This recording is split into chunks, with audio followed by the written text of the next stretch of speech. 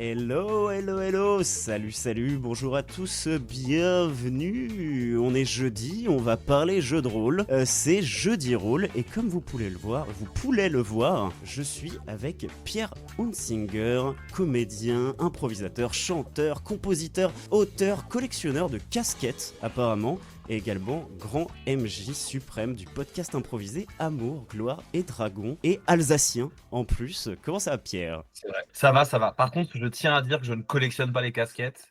Bien au contraire. Tu les superposes ? Ouais, ça me fait une méga tête de gland, comme disent mes amis, mes amis.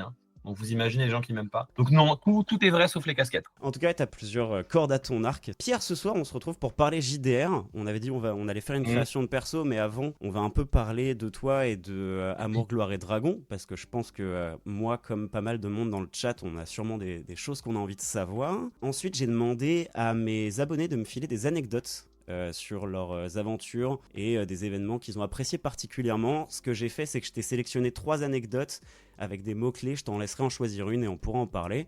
Et ensuite, on fera notre création de perso. On verra un peu comment créer un personnage à la mode Amour, Gloire et Dragon. Ok. Le premier truc que j'avais envie de te demander, c'est un peu comment t'en es arrivé au JDR. En fait, c'est toujours la question que j'aime bien poser aux gens qui sont dedans. Combien de temps ça fait ?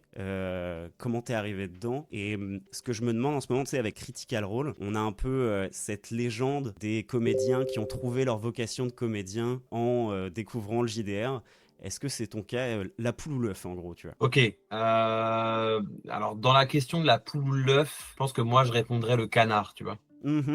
Parce que moi j'étais comédien au moment où j'ai démarré le JDR. J'avais déjà démarré l'impro, j'avais déjà eu 1 ou 2 contrats en tant que comédien professionnel, puisque en fait, t'es comédien le jour où il y a quelqu'un qui te paye pour être comédien, tu vois ce que je veux dire. Et en fait, c'est vrai pour un tas de choses. Je me souviens que j'avais un prof à Florent qui aimait pas du tout quand les gens, ils étaient hyper méthode acting. Oui, qu'est-ce que Hamlet a vécu dans sa petite enfance pour être comme ça et tout ça. Ok. Qui était vraiment en mode, non mais c'est pas les questions qu'il faut vous poser pour savoir si vous êtes Hamlet. Vous êtes Hamlet le jour où il y a écrit votre prénom sur un contrat sur lequel on vous demande de jouer Hamlet. Voilà, c'est tout. C'est vrai que c'est un peu ça, en fait. Genre, ce métier, tu le fais le jour où on te paye pour le faire, quoi. Je parle du métier, je parle pas d'être un artiste, mais malheureusement, c'est un peu la différence entre l'amateur et le professionnel, quoi. Donc, voilà. Et en fait, non, j'étais dans un foyer d'étudiants à Strasbourg avec des gens qui en avaient déjà fait beaucoup. Et en fait, vraiment contexte rapide, je vais pas tout raconter, mais en gros, il y avait une grosse vibe Pokémon Showdown. Pas si tu connais. Non, pas du tout. En fait, c'est un simulateur gratuit qui est disponible sur Internet où tu peux jouer à Pokémon comme ça. Ok, d'accord. Et en fait, c'est très chiant de monter des Pokémon pour les gens qui y suivent, monter des Pokémon au niveau et tout, avec les bons EV, machin. C'est hyper chiant. Là, vraiment, c'est 3 clics. Tu peux emprunter des équipes à des gens et tout. Et tu as aussi un mode random battle où les Pokés sont genre choisis au hasard et ils sont équilibrés, c'est-à-dire que genre les tout nuls, genre Pikachu, il est au niveau 95 et Mewtwo, il est au niveau 70. Donc ça fait une espèce d'équilibre. Et en fait, on se challengeait en random battle. Voilà. Et ce truc-là a ramené du monde. Et donc, on a lancé une multi-campagne. Il y avait 5 tables de 5 joueurs qui s'étaient lancés. 5 ou 3, je sais plus. De toute façon, le nombre importe peu puisque ma table, on est la seule table qui avons fait une campagne avec quasiment une 50aine de séances. Ah ouais, quand même. Donc ouais, un gros start. T'avais jamais fait de one-shot avant ou quoi que ce soit, juste tu t'es lancé dans une campagne de 50 séances. Ok, ouais, le courage, quoi. En fait, je me suis lancé dans une campagne de 1 séance, puis 2 séances, puis 3 séances, puis 4 séances, puis on parlait plus que de ça, quoi. C'était vraiment de la folie, quoi. D'ailleurs, c'est un jeu de rôle qui est genre en accès gratuit, libre sur Internet, qui s'appelle Pokémon Tabletop United, PTU. Et je sais pas où ils en sont aujourd'hui, mais ils étaient très au taquet sur le ruling, c'est vraiment une communauté, quoi. C'est assez intéressant comme jeu et ils se sont pas mal démerdés pour essayer de rendre Pokémon, parce que c'est quand même un système de jeu complètement débile et un setup complètement débile, mais qu'on adore, mais c'est débile. Parce que t'incarnes un dresseur, du coup. Ouais, c'est ça. Et en fait, en gros, à l'époque, maintenant ça a dû changer, mais le système, c'était soit tu partais en délire en mode je veux vraiment la jouer à la Donjons et Dragons, et donc il n'y a pas de Pokéball, il n'y a pas de machin, et c'était possible. Soit vraiment, faut assumer le côté, j'ai 14 ans, ma maman me laisse partir à l'aventure tout seul, mais on a vécu des trucs de fou. Et c'est vraiment l'intérêt, c'est le gros truc du JDR, c'est-à-dire on a vécu des trucs de fou. tu vois. Et après, ça a été l'escalade, quoi. Après, j'ai fait du L5R, du D&D, et j'ai notamment, et après, j'en ai plus fait pendant un temps, parce que ben, j'étais au cours Florent, je La passais mon vie. temps à faire du théâtre, et ça a commencé à me manquer. J'en ai fait un peu pendant le Covid, en ligne, comme ça. J'avais écrit des scénarios et tout ça avec des gens, avec des amis, et le gros truc, ça a été découvrir Dungeons and Daddies au hasard pendant les vacances un jour. Donc, c'est une des grosses sagas américaines audio, Ok. podcast audio. Et voilà, hein, c'est fantastique. Si vous parlez anglais, Dungeons and Daddies, c'est Pépite. un bijou. Et puis ça a été pareil, ça a été l'escalade, hein, Dungeons and Daddies, Dimension 20, Critical Role, tout ça. Et je me suis dit, mais putain, mais j'ai exactement envie de faire ça, en fait. Ouais. Est-ce que t'avais déjà t'as MJ rapidement après ta grosse campagne Pokémon ou c'est venu plus tard? J'ai MJ des trucs, ouais. J'ai MJ j'ai jamais MJ de grosses campagnes. Ok. Mais j'ai MJ plein de. Alors, comme je sais pas écrire des one-shots, moi, c'est souvent des two-shots, three-shots. Donc, ouais, on va dire des mini-campagnes. Et dans plusieurs setups différents. Mais si tu veux, je pense la différence que j'aurais avec des gens qui débutent en MJ et tout ça, c'est que moi, des histoires, j'en ai déjà écrit plein et j'en écris plein. Donc, comme globalement, et Matthew Mercer le dit très bien, hein, globalement, avant d'être un jeu, c'est surtout du coopérative storytelling. En fait, on est surtout là pour raconter des histoires, quoi. Et du coup, comment t'as fait la transition vers Amour, Gloire et Dragon? Comment s'est construit le projet? Du coup, c'est parti d'une envie de créer un projet qui mêle ton métier avec ta passion pour le JDR? Ouais. En fait, quand on fait mon métier, on fait souvent les choses des autres. On joue souvent les pièces des autres, on les mises en scène des autres, et c'est très bien. Et je pense que plus ou moins les uns et les autres et les unes et les autres, on a envie de fabriquer nos choses. Et moi, c'est vrai que je suis très là-dedans. Du coup, j'avais envie d'une chose à moi. On a monté pas mal de projets avec des gens avec qui j'étais à l'école de théâtre justement. Et c'est une tannée en fait. C'est une tannée parce que c'est compliqué, hein, on va pas se le cacher, de monter un projet, de convaincre des producteurs de mettre de l'argent. Et puis en plus, comme je suis un taré, j'écris jamais une petite pièce à 2 personnes, tu vois, qui est facile à transporter. Tu vois, genre la première pièce que j'ai écrite, il y avait 9 personnages, la deuxième 18. Sinon, c'est pas fun. Ouais, si c'est pas dur, c'est pas fun. Donc c'était devenu difficile, et puis ouais, sans rentrer dans les détails, tu vois, mais fin de l'année 2019, j'ai monté des trucs, ça a été difficile, même en relationnel avec des gens et tout, c'est un métier qui est particulier, tu vois. Je pense qu'on a tous vécu, ou on va tous vivre des gros dramas à un point de notre carrière, ça dépend c'est au début, d'autres c'est plus au milieu, d'autres c'est tout le temps, d'autres c'est... Voilà. Et du coup, ouais, j'avais été un peu refroidi, et là ça me démangeait trop, et je me disais, putain, je fais quand même déjà de la musique. Je crois que je sais gérer un logiciel de montage. J'avais déjà mon SM7B, 2-3 SM58. Et Tu donc, peux en fait, préciser ce que c'est j'avais un double. pour le chat parce que les termes Le techniques. SM58, le micro boule gris avec un fil au bout. Donc on parle de micro, quoi. Dans toutes les salles de concert, Ouais. que les foufous jettent au sol et tout. Genre, c'est le micro, le micro le plus vendu de l'histoire, je crois. C'est une marque allemande qui fait des micro-tanks. Voilà. Et c'est le SM58. Et le SM57, c'est le même, il n'a pas la boule. Et c'est celui qui a sur toutes les batteries. Très bien, c'est plus clair. Donc t'avais le matos. J'avais le matos, presque tout le matos. J'avais les amis, j'avais envie. Ouais, parce qu'ils ont été durs à convaincre. Comment ça s'est passé avec l'équipe? Oh putain, non. Ah là là, j'adorerais avoir le temps de remonter dans les conversations sur comment j'ai demandé ça aux gens. Ce serait fantastique, mais je suis pas sûr, hein. Attends, je tente, parce que tu sais, il y a le mode recherche dans les conversations maintenant. Ouais, d'ailleurs, précise, hein, du coup, je pense qu'on est quand même nombreux ici sur le chat à connaître le cast, mais donc tu es avec Jean-Benoît Cunclair, Canel Petit, Jeanne Chartier, on est d'accord? Yes. C'est ch. Parce que en fait, je suis allé vérifier les noms sur la page Spotify et je crois que c'est Cartier sur la page Spotify, donc j'ai eu un doute pendant 2 secondes. Et ensuite, à vérifier, je me suis dit que bon, Jacques Price, Loelia Salvador et Baptiste De Oliveira, alors qui a un statut un peu particulier. Yes, effectivement. Alors, no spoil, je peux pas en dire plus, mais très bien, oui. ok. Alors attends, Julie Cascade. Putain, c'est le premier personnage de Juliette, de Loelia, ok. qui devait s'appeler Julie Cascade. Mais en gros, ouais, c'était vraiment. Mais je pense que ça s'est fait par coup de fil. Vraiment, genre, voilà, j'ai envie de faire un podcast. Et vraiment, genre, Jacques, il sait pas de quoi je lui parle à ce moment-là. Ouais. Loelia, elle a aucune idée de ce que je lui raconte. JB, je crois qu'il attend même pas que je finisse. Il fait, ouais, ouais, ouais, ouais, ouais, ouais, ouais, ouais. Et Canel, elle avait déjà fait du RP en ligne et tout ça. Canel, c'est celle qui avait le plus d'expérience en JDR en général, mais elle avait jamais fait du JDR table avec papier, quoi. Ok, ouais. Elle avait fait quoi, des trucs Et, en Roll20 sur Discord ou des choses comme ça ouais.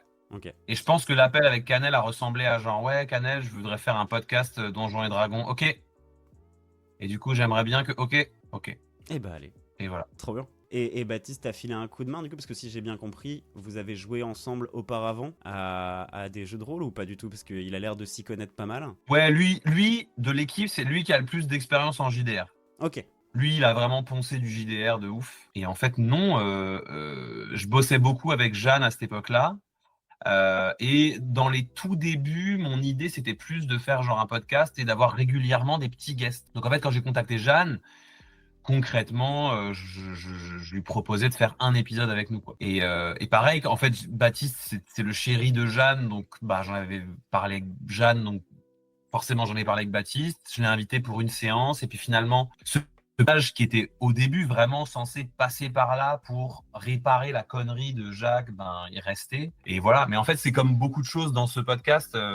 Comme on est des improvisateurs, on a vraiment cette habitude de bah, quelque chose apparaît, on l'utilise et on le garde. Ouais, je vois très bien. Bah, en vrai, ça me fait une bonne transition parce que pour toi, en tant que MJ, comment tu t'as structuré ton aventure? Tu t'es juste fixé un point de départ et tout le reste s'est construit de lui-même? Ou je pense que tu as quand même un objectif, hein. Comment tu t'as visualisé les choses pour te lancer? Bah, en fait, moi, je vais répondre à ça avec la façon que j'ai de voir la construction d'une campagne. Je pense que c'est le meilleur angle. Ouais, Comme l'idée, c'est de raconter une histoire, l'idée, c'est ton acte 1, ton point de départ, ta scène 1 d'exposition, elle doit disposer dans l'espace ce qu'il faut pour que ton histoire puisse se dérouler. Donc, moi, en écriture d'acte 1, je sais qu'il faut globalement un setup, un monde, un conflit général, quelque chose qui anime, qui tend ce monde, et des protagonistes qui sont soit jetés là-dedans, soit au cœur déjà du conflit, soit voilà. Et j'ai lu beaucoup de mangas et tout ça, et j'adore, moi, j'adore hein, le manga. Je trouve que je pense, je sais pas du tout si j'ai raison, hein, c'est vraiment une pensée, mais je pense que le manga aujourd'hui fait partie des formes de narration qui parlent le plus. Non pas parce que c'est rythmé, non pas parce que c'est à la mode ou que c'est coloré ou que c'est infantile ou tout ce qu'on peut entendre de positif ou de négatif sur le manga. Je pense que le manga étant quand même vivement branché à la culture japonaise et à son âme, le manga a quelque chose d'éminemment tragique. Si tu regardes tous les héros de manga, et surtout des mangas les plus réussis et les plus connus, si tu oublies tout le décor et justement les couleurs, et ça, que tu t'intéresses juste à la vie du personnage, mais quelle vie de merde! ouais, Genre c'est clair. Naruto, il est orphelin, tout son village le déteste, et il a en lui l'âme d'un démon surpuissant qui a buté sa famille et qui veut détruire le village dans lequel il vit, et c'est pour ça que tout le monde le déteste. Mais ça va. Et le mec, c'est un bro. Ouais, il est trop bien. Et son meilleur ami, toute sa famille a été assassinée après un complot. Son grand frère, qui est son seul repère dans la vie, a disparu. Il apprend que c'est lui qui a assassiné toute sa famille. Non mais qu'est-ce que c'est que ce bordel? Et ça, c'est un manga. Tu prends Attack on Titan, genre tu vois le perso qui voit sa mère mourir dans les premières cases. Demon Slayer, le mec, il part pisser 5 minutes, ouais. il revient, sa baraque a Tout été le monde est défoncée, dead. sa mère est décédée et sa sœur est devenue un monstre que tout le monde veut buter. Pendant que t'en parlais, j'étais en Il y train a de un truc réfléchir de- avec One Piece à quel point pour lui c'était compliqué aussi. Bah oui, il est juste abandonné aussi. Il bouffe un fruit et il Ouais, se c'est ça. retrouve Et à du pas coup, comprendre ce qui lui arrive. il y a au cœur de ce truc la tragédie grecque, quoi. Le truc de vie de merde. Vie de merde. Et évidemment, une des formes que moi j'aime beaucoup dans les animés, c'est les isekai. Et donc, j'avais envie d'un isekai, quoi. J'avais envie de. Donc, je savais que ça allait être ça. Et d'ailleurs, tu vois, je retrouvais la fiche de Julie Cascade, qui est donc le premier perso que Loelia a joué. Alors, pas tout à fait, parce qu'on a d'abord fait une séance Donjons et Dragons chez moi, tu vois. Normal. Ils sont venus, Ouais, bien sûr. on a joué au conte du portail béant. Voilà, c'est vraiment chouette, hein, les contes du portail béant. C'est vraiment du D&D Tu vois ce que je veux dire? Ouais, bien Des sûr. donjons, des sorciers, des nécromants, des statues de dragons. Voilà. Tout ce qu'on veut dans du D&D. Je te dis juste ce que je vois dans le chat. Il y a aussi quelqu'un qui demande si tu triches pour les voix avec des vocodeurs. Bah oui, Ça s'entend quand tu Poulpos, te prends. c'était le délire. Poulpos, c'était le mec, en fait, c'est juste un vocodeur vivant. Mais après, Ah bon? tu utilises des effets sur certaines de tes voix. Je réponds juste rapidement au chat. Mais je t'écoutais tout à l'heure, en fait, j'ai écouté quelques épisodes en attendant. Donc, tu as effectivement quelques effets, mais tu as un panel de voix qui est assez monumental. J'ai écouté la voix du Bard en particulier qui me fait beaucoup marrer. Je sais pas si tu... Galel, oui. Oui. Enfin bref, voilà. D'ailleurs, j'ai aussi des questions à propos de ça, mais on était sur donc là, comment vous en êtes arrivé à monter la campagne. Donc tout Oui, le la monde était structure de hyper l'histoire. enthousiaste. Ouais. En fait, en gros, j'ai presque fini. En gros, du coup, je savais par quoi je voulais partir, je savais avec qui je voulais jouer, et je savais un peu quel était le conflit global que je voulais dans mon truc. À savoir, ce qu'on en sait déjà un petit peu, une espèce de trafic d'âmes ce qui n'a rien d'original en fait. Et je pense que c'est ça aussi qui est vraiment un héritage de l'impro, c'est que en impro, on sait que on apprend assez vite avec l'expérience qu'en fait, quand tu cherches trop à être original, on s'emmerde. Et t'as toujours un mec, quand tu dis oui, on voudrait un mot dans la salle, t'as toujours un mec pour dire horticulopanda. Et t'es là, Oui, bon mec. rien à foutre. Ouais, bien vu. Euh, Alors que pantoufle, cendrier et hippopotame, là on est content. tu peux faire un truc. Donc en fait, c'est ça. T'as vraiment ce truc de. On sait que l'originalité se trouve dans le moment, tu vois, dans la magie du truc.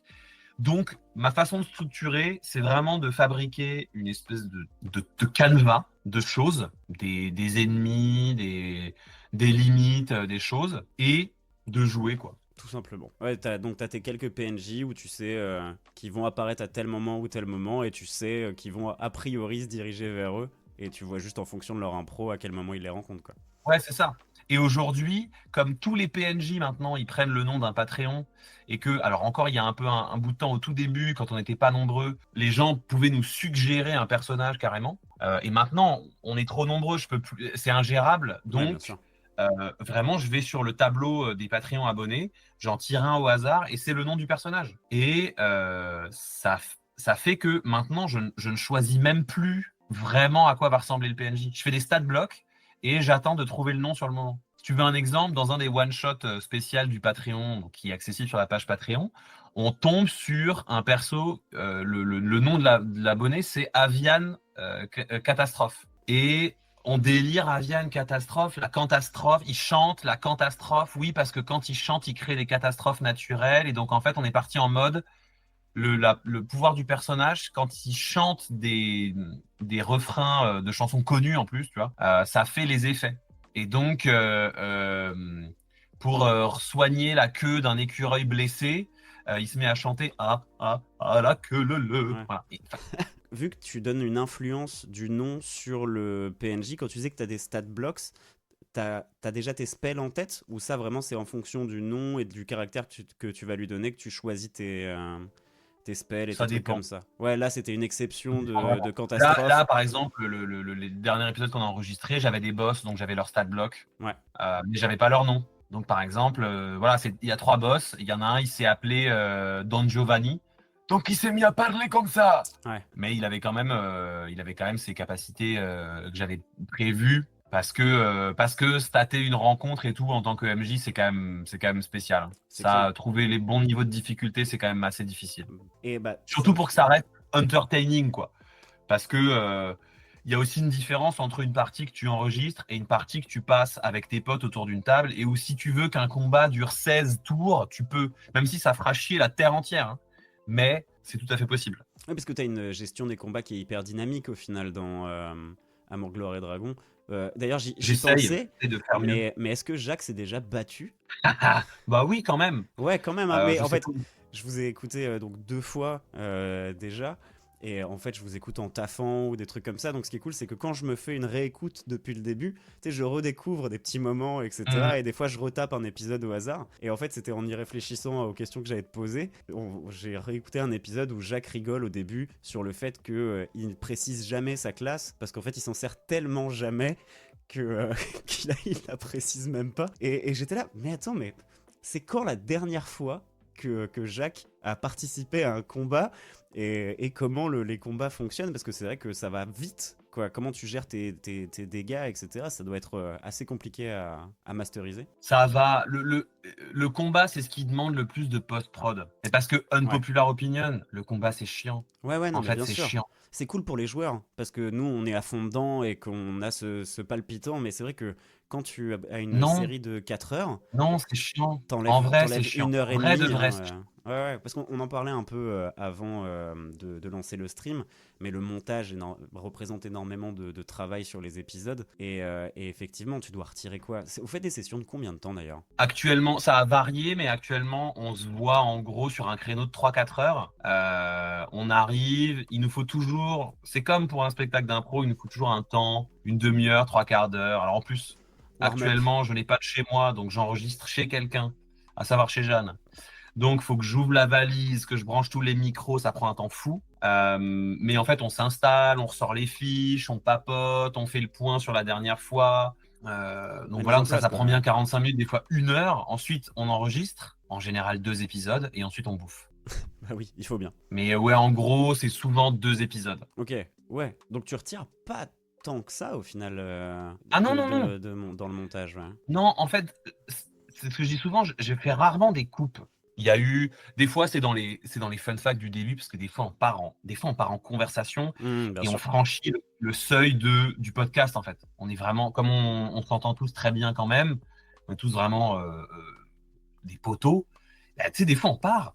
Les mecs, ils papotent, on est plus concentré sur le fait que c'est un podcast. Donc, des fois, j'enlève un bout parce qu'en fait, on s'en fout. Mais les seules choses que j'enlève, c'est plutôt je raccourcis, quoi. Ouais, t'enlèves bah, comme on disait, des morceaux de GD où tu checkes ta fiche ou des trucs comme ça. Ouais, c'est ça. Ah oui, alors attends, cette règle-là, blablabla. On s'en fout. Ouais. Et je me posais la question de comment tu te souviens des voix de tes PNJ. Est-ce que tu as quand même une petite note, un petit carnet où tu te notes des indications, des trucs comme ça? En vrai, je te pose la question, c'est assez égoïste. Parce que je m'entraîne à MJ en ce moment où j'aime bien roleplay mes persos. Et en fait, je me rends compte qu'ils changent de voix à chaque session. Genre, j'ai fait un petit vieux, il a pris une voix de petit vieux, ensuite il a chopé un accent marseillais qui s'est transformé en accent mafieux, tu vois. Et du coup, je me suis juste retrouvé au bout d'un moment à mettre des coups de pression au PNJ. Tu ne vas pas faire ça, mon ami. Et il n'avait rien à voir avec le perso du départ, parce que la voix a une influence sur le caractère en plus. Ouais. Ah, je sais pas trop. Disons que je pense que j'ai l'habitude.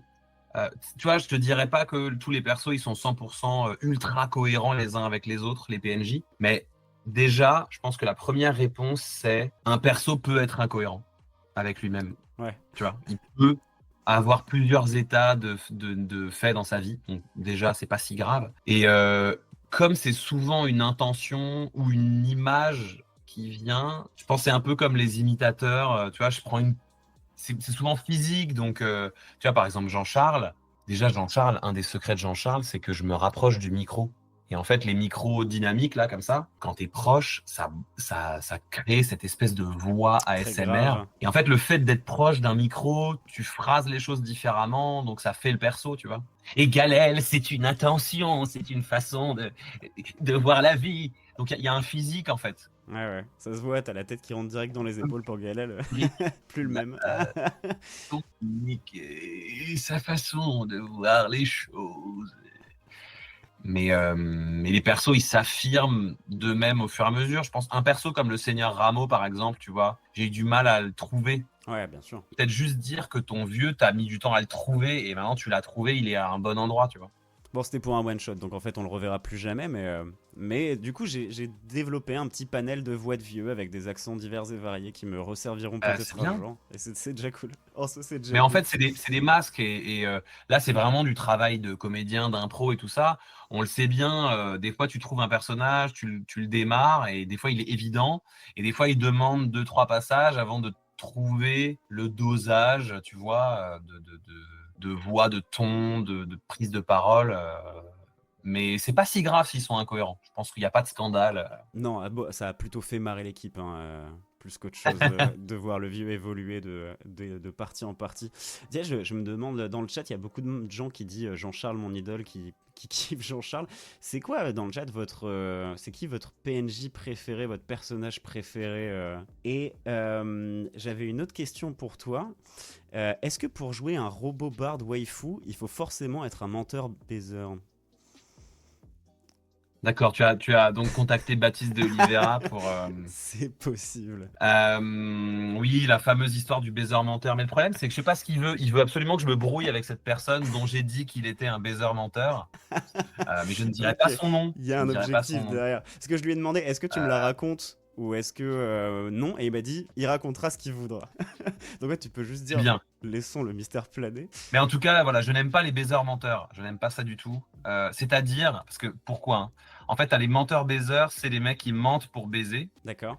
Et t'as les baisers menteurs, c'est les mecs qui baisent et ensuite ils mentent pour. Ah oui, je vois. Et donc il y a une histoire avec une un discussion robot qu'on avait bard donc waifu, avec Brigitte Lecordier et Chény Fleur et JB avant l'enregistrement du petit one-shot spécial Dr Mou, mais qui n'a jamais été enregistré. Ok, d'accord, donc c'est vraiment un inside. C'est de l'ultra inside. Et le robot waifu, ben, c'est un perso d'un. On avait fait un one-shot chez Baptiste, mais vraiment pour le plaisir. Et j'avais fait un Warforge qui s'appelait Hoto Tuné. Donc c'était un bard, une bard waifu Warforged. C'était assez cool. Ça devait être marrant à jouer, ouais. Ouais, beaucoup de sorts autour du son et tout ça. C'était vraiment cool. C'était un bon perso. Alors, j'ai toujours d'ailleurs. J'ai le boulanger, la Destiny Chai sans hésiter, Michou, Jean-Charles, Samothrace, Destiny Chai à nouveau, Michou ou Jean-Charles. Ah, on a pas mal de. À égalité en gros entre Jean-Charles, Michou et la Destiny Chai. Le Samothrace t'a fait réagir. Bah, c'est un perso qui est genre hyper mystérieux, qui est très peu là encore pour l'instant et qui se développe au fur et à mesure des épisodes. Bah, tu vois, typiquement, tu parles d'un perso qui a déjà changé 4 fois de voix. Je pense que Samothrace, entre ses différentes évolutions, elle change de voix. Donc c'est marrant, mais c'est cool. Ça va être un chouette perso, je pense. Ouais, la Destiny Chai, j'adore faire ce personnage. Mais bon, je viens d'Alsace, faire une mamie alsacienne, c'est un bonheur. Ouais. Michou, c'est fou parce que Michou, c'est vraiment le PNJ qui a accroché direct et c'est le premier. C'est ça qui est fou. C'est un des premiers PNJ et pour le coup, Michou, c'était un PNJ, on va dire, prévu. Tu vois, lui, par exemple, il est inscrit dans l'ADN même de l'histoire, alors que Jean-Charles, pas du tout. Ouais, tu l'avais pas vu venir, Jean-Charles. Ils arrivent dans un village. Je suis en train d'expliquer le village, puis je dis il y a le maire du village et son adjoint au maire. Comment ils s'appellent? Jean-Charles et Jean-Michel ou Patrick. Jean-Charles et Patrick. Ce sont vraiment des noms à la con, tu vois. Enfin, des noms à la con. Des noms, tu sais, les noms qu'on sort tous en impro quand on a nommé des gens pour faire marrer les gens, quoi. Moi, c'est Michel, mon nom de. Voilà, il y a Michel, Jean-Jacques, Bernard. Et en fait, j'ai juste, des fois, je fais ça. J'ai juste jeté un jet, mais je l'ai déjà raconté. J'ai jeté un jet en mode. C'est quoi son attitude vis-à-vis des joueurs? Ouais. 1, il les déteste, 20, il y a un truc. Et en fait, je fais un 20, et le premier qui parle à Jean-Charles, c'est William. Je fais un 20, puis en plus, il est tout énervé. Et puis, et je me dis, OK, il va faire un jet il va faire un jet de charme, quoi. C'est un maire, il a du charisme, il va faire un jet de charme, quoi. Je fais un jet 20. C'est OK.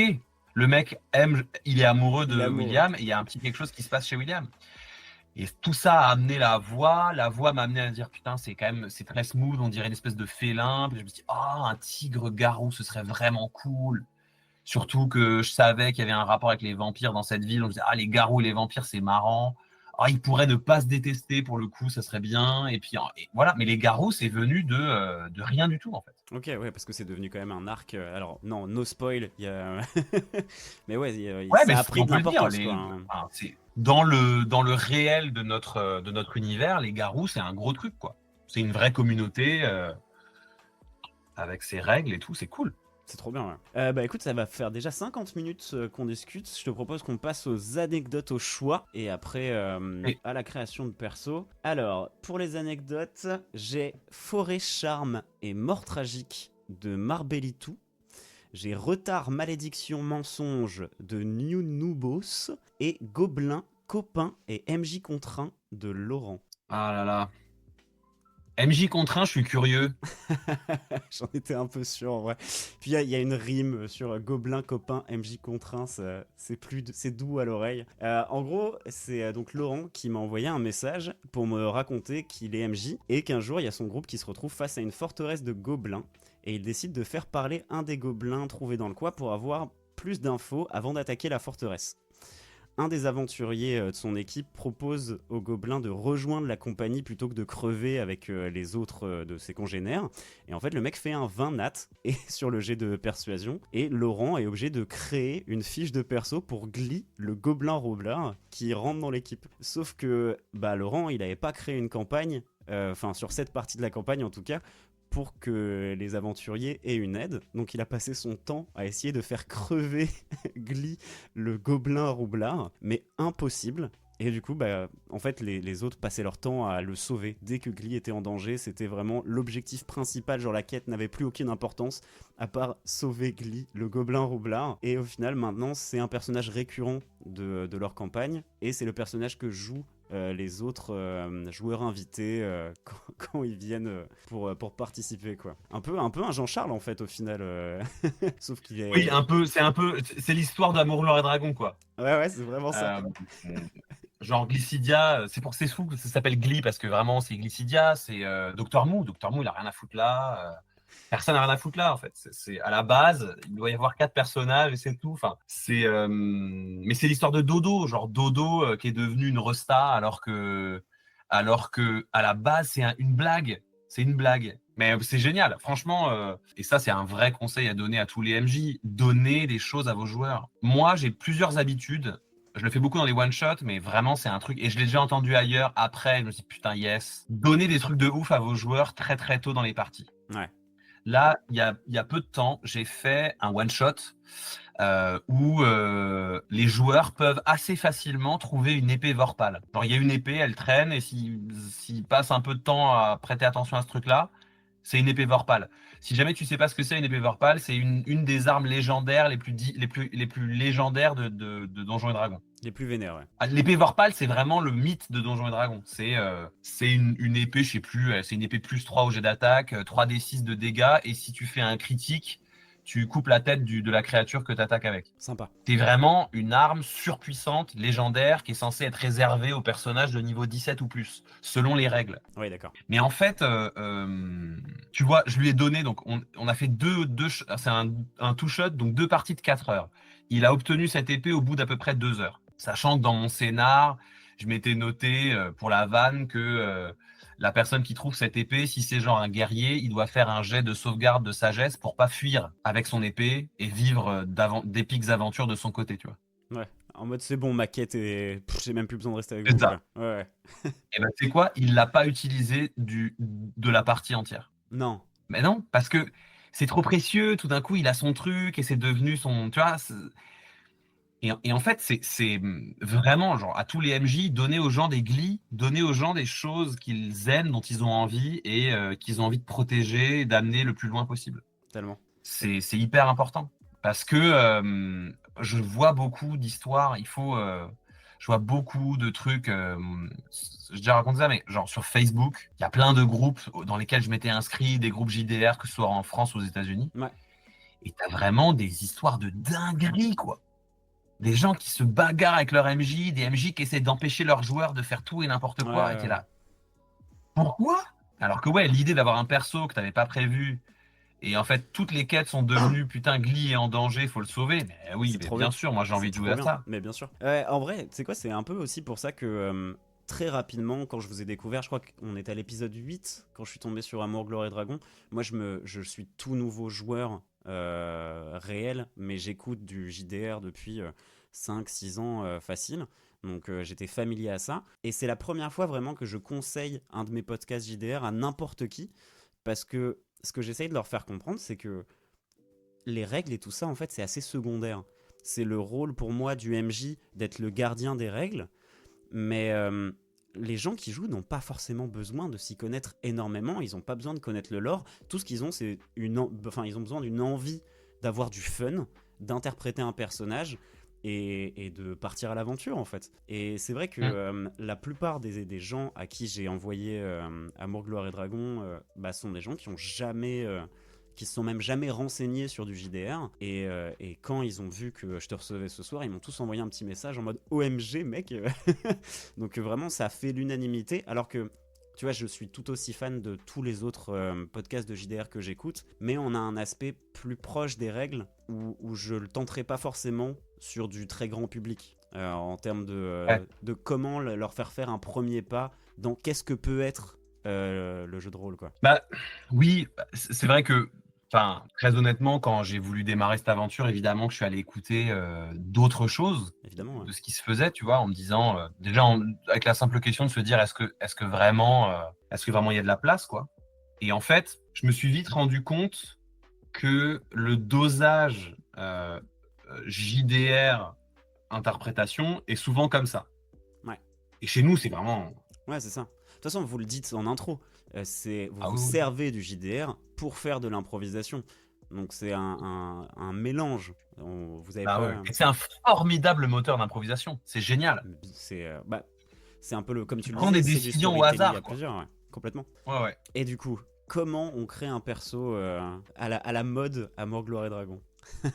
Ok. Comment On partirait du principe que tu viens jouer à la maison et tu veux te créer un perso. Ouais, et je débute un peu. Enfin, comment tu donnerais envie à quelqu'un, comment tu l'accompagnerais dans le processus de créer son premier perso? Parce que c'est beaucoup ça, moi, qui m'intéresse, à vrai dire, sur ma chaîne et dans mes projets actuellement. C'est comment rendre ça attractif, comment ne pas faire peur aux gens et comment on crée un perso, quoi, pour se faire kiffer, un peu original. Enfin, voilà. Ok.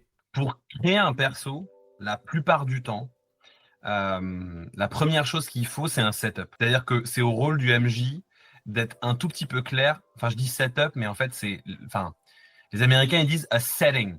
Donc, un univers. Tu vois, l'univers Amour, Gloire et Vampire, c'est pas tout à fait le même que l'univers Amour, Gloire et Dragon, en vrai. Amour, Gloire et Vampire, j'avais dit à mes joueurs futurs ou à mes joueurs déjà en place que ça allait être un univers qui mélangeait le délire vampire et cyberpunk. Ok. Voilà. Ce serait un peu la DA. Là, ça peut être une petite annonce du live, mais là, on va avoir entre la saison 1 et la saison 2 des épisodes de transition qui sont en gros des épisodes autour de la légende autour de Grumsh et donc c'est un délire très Expandables. Comment il s'appelle? Schwarzenegger, tu vois. Ouais, ok. On a sorti une mini-série sur notre page Patreon qui est accessible gratuitement à tous les membres qui sont abonnés, qui s'appelle HPI. HPI, ouais. C'est un délire très contemporain fantasy, quoi, tu vois. Donc, déjà, le setting, c'est hyper important. Donc, en gros, il faudrait que je te dise un truc du genre, ok, on va faire une campagne et le délire de la campagne ou de la mini-campagne, c'est... Attends, c'est quoi? On va le faire en full impro. Je vais prendre un générateur de mots. Comme ça, vraiment, on va vivre le truc à fond. Sinon, on a un chat, hein. Tu voulais quoi comme mot? Ouais, le chat a qu'à nous proposer, nous suggérer genre le titre d'une campagne, tu vois. Genre un titre de campagne. Ok, allez, un titre de On va prendre un campagne. titre de campagne du chat. Donc on reste sur de l'univers D&D quand même. Ce qu'ils veulent. Ok. On s'en fout. Allez. Je prends un titre et moi je te donne un setting. Genre vraiment juste un titre. Pas trop d'indices, un truc qui sonne bien et nous on s'en fait quelque chose. Ok, j'en ai un premier qui vient de pop. Okay. Vas-y. Alors j'ai Basse-Cour en race campagne. Le mystère de la forêt. Basse-Cour en race campagne. Ok, allez, direct. On prend Basse-Cour en race campagne. Donc, le délire de Basse-Cour en race campagne. Je t'appelle et je te dis, écoute, Étienne, on va faire une campagne qui s'appelle Basse-Cour en race campagne. Ok, Pierre. Le délire. On est dans un village, dans un 19e siècle. Un peu alternatif, et il y a un mec un alchimiste qui s'est retiré à la campagne et qui fait des expériences dans une espèce de petit laboratoire, etc. Un jour, il y a une fuite de produits dans ce laboratoire et le laboratoire explose et les produits infusent dans la terre, etc., etc. Voilà. et on sait pas comment, on sait pas pourquoi. Il y a des animaux qui ont bouffé des trucs, qui ont touché les produits, et une nuit de pleine lune, pouf, apparaissent dans le bois 4 espèces de créatures mi-humaines, mi-animales. Elles se retrouvent toutes les 4 entre elles. Elles essayent de survivre vaguement, d'apprendre à se connaître. Le village les capture et la campagne démarre en prison. Les joueurs sont ces 4 créatures qui essayent de s'échapper, de trouver un endroit où vivre, un boulot, une vie dans ce monde. Ok. Donc en gros, je vais te dire, ok, tu vas être une espèce de créature mi-animale. Voilà, à toi de voir ce que tu as envie de jouer. Donc il faut que ce soit à base de ça et ça va être un perso du coup bas niveau parce que on va être sur quelque chose sur un perso qui va se construire, mais en fonction peut-être de l'animal que tu as envie de jouer ou de ce que tu aurais envie de jouer, de ce que ça t'inspire, on peut construire quelque chose. Qu'est-ce que tu aurais envie de jouer? Bah, moi déjà je suis un homme cochon assez jeune, genre un porcelet, tu vois. Ok. Je suis clairement un porcelet qui était dans la ferme qui était juste à côté de l'explosion. J'étais un peu battu par le mec qui tenait cette ferme et du coup je suis relativement content de pouvoir me barrer de cet endroit-là. Mais du coup je me retrouve de nouveau enfermé. Et je me demande ce qui m'attend, tout simplement. Ok, très bien. Qu'est-ce que ce personnage, est-ce qu'il serait plus genre mastoc, bagarre? Est-ce qu'il serait plus ce serait quoi son, tu vois, genre c'est un humain, il a une conscience qui lui est arrivée et en fait on peut tout à fait définir que naturellement les agents chimiques qu'il a eu en lui ont donné une personnalité, quelque chose. Ce serait quoi? T'aurais envie de jouer quoi comme type de personnalité de... Bah, c'est un Ce serait quoi son ambition? En admettant, Ouais. pardon, je te coupe, Ouais, en vas-y. admettant qu'ils ont envie de s'évader, tu sais, ils ont un truc genre je veux m'évader pour Ouais. faire quoi? Juste, on part du principe que dans ce monde-là, les gens sont ok avec le fait que j'ai une tête de porcelet et un corps humain. Pas du tout, Pas du tout, justement. ouais, on est d'accord. Ça peut tout à fait être je veux devenir un humain normal, tu vois, ça peut être tout à fait un objectif. Déjà, il est pas mastoc, c'est vraiment le porcelet un peu faiblard de la portée, tu vois, celui qui se faisait repousser par les autres quand il devait téter auprès de sa maman la truie. Du coup, il aura plus un côté... j'essaye de pas, tu sais, me laisser parasiter par les classes que je connais, tu vois, et je dis... Mais si t'as envie de jouer une classe, dis-moi une classe. Bah, moi je Pas l'imaginais de problème. roublard. Pourtant, je suis pas du tout un Roublard, gars ok. à jouer des roublards, mais ouais, j'avais un roublard en tête. Mais un roublard timide. Ok. Un roublard timide. Donc un peu genre discret malgré lui. Genre discret parce que timide. C'est ça, tu sais, il a les épaules basses, il est pas très... il se met pas en avant, quoi. Et je pense Non que mais c'est intéressant. c'est plutôt ça son objectif, c'est un peu l'idée de s'en sortir, en fait, tu sais, d'atteindre un statut où il serait reconnu et il serait plus le petit de la portée qu'on repousse et qui peut pas téter. Ok. Donc, tu vois, déjà, c'est intéressant, on peut se dire, c'est pas un roublard qui va être sur genre de l'assassinat et Non, machin, mais plus un genre vraiment le full, si je peux être invisible. c'est exactement ça. Ok, très bien. Écoute, on a déjà des trucs pas mal. Donc, moi j'ai D&D Beyond qui est là parce que j'ai le, comme ça je peux quand même voir. On va appeler ce personnage Étienne le porcelet. Porceletienne. Allez, t'as de la chance que j'ai pas la jarre sur moi. C'est ce que je me suis dit. Je te fais un PayPal. Ok. On va partir sur un rogue. Pour qu'on ait quand même un peu à manger, on va pas partir sur un niveau 1, on va partir sur un niveau 3. Ouais, Genre, parfait. le MJ a envie de dire, ouais, vous avez passé 1 an enfermé dans les douves du château, à vivre dans ces douves du château avec d'autres prisonniers, etc. Donc, vous avez quand même pu vous développer un petit peu. Et à Donc, force allez, de vivre niveau dans les 3. ombres, je me suis presque fondu en elle. Ça. Et j'ai fait des push-ups. Donc, Rogue Traits. Donc, déjà dans la classe, ce dont on va avoir besoin, ça va être genre tu sais, les maîtrises. Tu as 4 compétences que tu peux maîtriser: acrobatie, athlétisme, deception, c'est tromperie, persuasion, perspicacité, investigation, perception, escamotage et discrétion. Discrétion, c'est une évidence. Et Of course. escamotage me tente bien, mais après, est-ce qu'il ose le faire? Je pense que je vais plus Non, tu partir sur devrais, un tu truc. devrais. Tu vois, là, c'est à moi de te dire, tu devrais prendre escamotage. Parce que, En fait, je me demandais si je le prendrais pas plus tard. C'était un peu du méta sur une inde historique ou un truc comme ça, mais non, mais t'as raison. Mais en fait, le truc, c'est que escamotage, c'est pas que le vol. crocheter les portes, Ouais, etc. ouais, tu me dis, je regarde ailleurs et genre, je glisse un truc pour que on le voit pas, ou tu vois, ou même des choses très techniques, parce que de toute façon, c'est sur la dextérité, donc ça peut aussi être genre, je plonge et en plongeant, je lui attrape juste le nez ou un truc comme ça. Je vais te demander un truc d'escamotage, tu vois.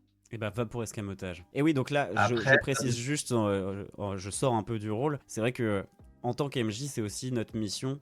Enfin, parce que je suis en train d'aider des copines à créer des personnages, bah effectivement de guider dans les décisions, dans les choix des attributs ton joueur, pour oui. pas qu'il se retrouve avec des trucs qui servent à rien en fait. Et c'est vrai que des fois, bah, y en a qui vont te faire, ah je veux absolument ça, et t'es là, ah, non, va plutôt Alors, là-dessus. je suis pas 100% Enfin, tu les accompagnes plus d'accord, qu'autre chose, c'est-à-dire, ouais. ouais, je vois ce que tu veux dire. Par contre, des fois, tu as des joueurs qui sont là en mode, non, mais en fait, je veux ça, et tu es là. Tu aurais envie de leur dire, tu vois, genre, tu veux être roublard et tu me dis, ouais, je veux le don initié à la magie, cléric, prêtre, tu vois. Et je vais être là, tu sais, j'aurais envie de te dire à la base, bah, peut-être Wisdom, on va peut-être pas en mettre, donc. Mais en fait, la plupart des bons persos à jouer, ils sont mauvais sur le papier. Ah, je suis entièrement d'accord avec toi, ouais. Donc, Oui, c'est plus du conseil que vraiment de la décision. J'ai été voilà, un peu radical en disant là, c'est non, plus, mais ce c'est que je ça. voulais dire, c'est Pour le plus, truc de base au cœur de ce que tu veux faire.